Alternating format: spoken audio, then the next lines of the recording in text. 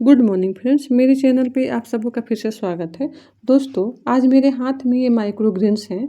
आज भी बहुत लोग माइक्रोग्रीन्स के बारे में नहीं जानते। आइए हम बारी बारी से इसके बारे में जानते हैं। ये क्या हैं, इनको कैसे उगाया जाता है, इनका क्या उपयोग है तथा इनके क्या फ़ायदे हैं। इन सभी चीज़ों के बारे में हम विस्तार से चर्चा करेंगे।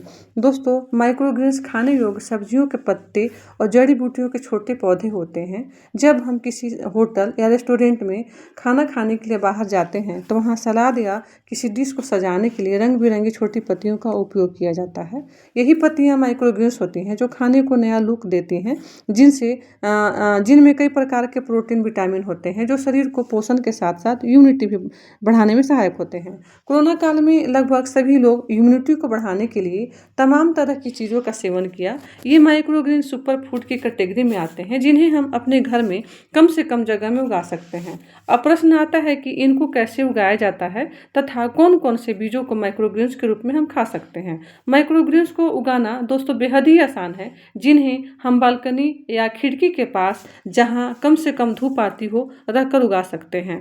इसके लिए किसी भी प्रकार के कम से कम गहराई वाले डब्बे या ट्रे का उपयोग हम कर सकते हैं।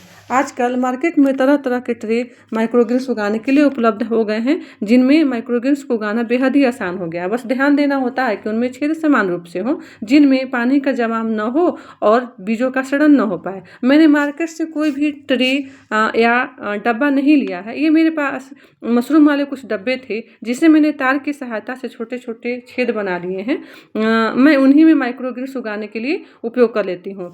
इसी में माइक्रोग्रीन्स उगा लेती हूँ। माइक्रोग्रीन्स उगाने के लिए मिट्टी भुरभुरी होनी चाहिए, जिसे डब्बों में समान रूप से दबाकर पानी का छिड़काव करके बीजों को फैला देना होता है। इसके लिए हम कई प्रकार के छोटे और बड़े दोनों प्रकार के बीजों का उपयोग कर सकते हैं। इनमें मुख्य रूप से हैं सरसों, पालक, मूली, मेथी, गाजर, चना, गोभी, लाल भाजी, मूंग तथा तुलसी। माइक्रोग्रीन्स में सभी खाए जाने वाले बीजों को उगाया जा सकता है। बड़े दाने वाले बीजों के माइक्रोग्रीन्स उगाने से पहले उन्हें रात भर भिगो देना होता है ताकि वे अच्छे से अंकुरित हो पाएं और जल्दी से उग पाएं। बीजों को अंकुरित होने तक डब्बों में समान रूप से पानी का छिड़काव करते रहना होता है। यहाँ मेरे पास सरसों, मेथी, चना, मूंग के दाने थे जिनका मैंने माइक्रोग्रीन्स तैयार किया है। लाल भाजी के पत्ते जहाँ देखने में सुंदर लगते हैं वहीं पौष्टिक तत्वों से भरपूर भी होते हैं। कुछ दिनों के बाद सभी बीज अच्छे से अंकुरित होने के साथ साथ पत्तियां भी इनमें छोटी छोटी निकल आती हैं। ये पत्तियां जब 2 या 3 इंच की हो जाती हैं